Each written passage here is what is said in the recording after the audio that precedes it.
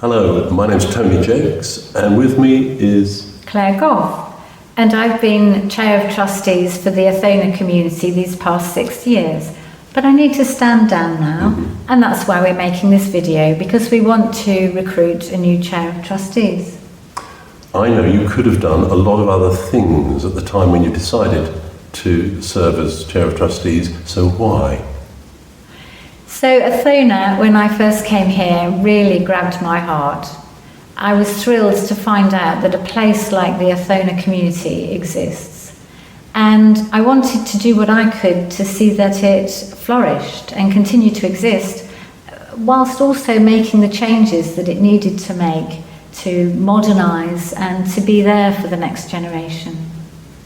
So you found somewhere that fitted with your values in life? Yes, very much so. Yes, Othona really squares with my Christian values. Yeah, it's been really important. And the strapline that we've used over the years has been a place to be real together. And that's meant a lot to me. If I just read the mission statement for the Othona Community, it'll give you an idea of what we're about. So Othona is an open and inclusive community rooted in the Christian tradition, drawing on a wealth of other inspirations. We welcome people of all ages, abilities, backgrounds and beliefs.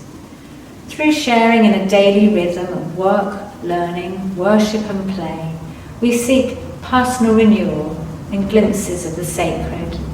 In community, we explore the relationship between faith and life, and encourage one another in caring for the planet and its people. The Othona Community has got 2 retreat centres, and a small core team of staff live on both sites. One of those is at Othona West Dorset, which is just along from Bridport, and the other, Othona Bradwell-on-Sea, which is on the mouth of the Blackwater estuary in Essex. And what sort of things do they offer to people who come and stay, that's not just for the small group who live there? Yep, so the facilities are open for group booking, but also we have a lot of programmed activities, events, workshops, courses, for refreshments and renewal, and for time for people to recover. And then in the school holidays, we have lots of families and children who come. They really enjoy the wild outdoor space and freedom to roam and nature-based activities.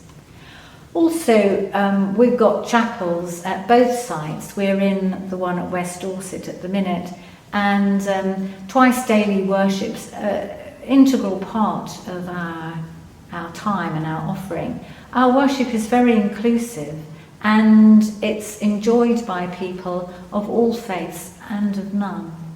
I think if people want to see more of Othona, a good thing would be to visit either of our websites, the Othona Community West Dorset you can search on, or the Othona Community at Bradwell-on-Sea, and there are videos of what's happened over the past year that we prepared recently. It'll give you a flavour of the energy and the vitality of the community. Indeed, and we'll put the links for that in the notes below. Yeah.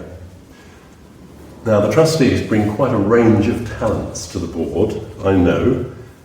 What kind of skills or experience does a new chair need to bring? Well, you're right. The team of trustees is a really good one, and they've got a great range of skills. We've got an accountant, a lawyer, health and safety professional, teacher, a couple of priests, business consultant, civil servant, charity sector entrepreneur, so wow. Yeah. We've got a really great team of trustees.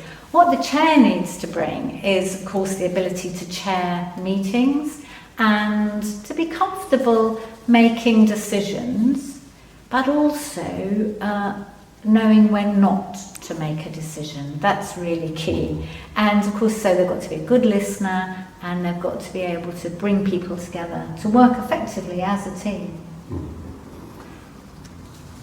Can you identify what you think are the biggest issues that are going to face the board over, say, the next 5 years?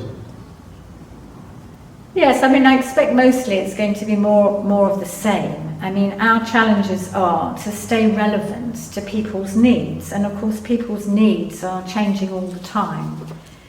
There's always an element of trial and error, of something that you think will work well on paper, fails to make contact with your target group and it doesn't fly.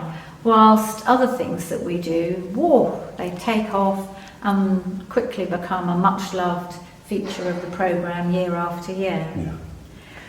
We need to host events that people want to come to in facilities that they're happy to stay in for prices they're prepared to pay and can afford.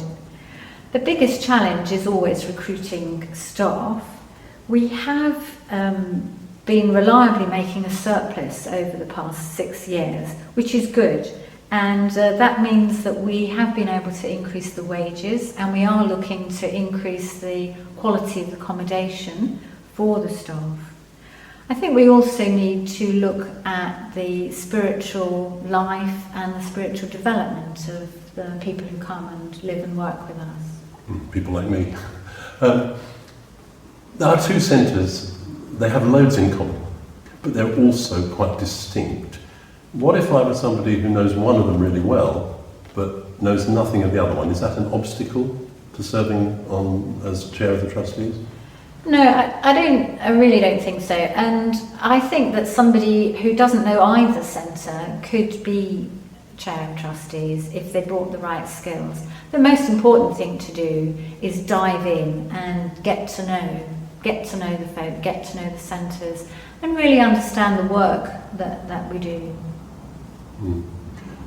And become part of the community, because underlying everything we do, whenever you're in either of the centres, it's an experience of being in community together with people, I'd say.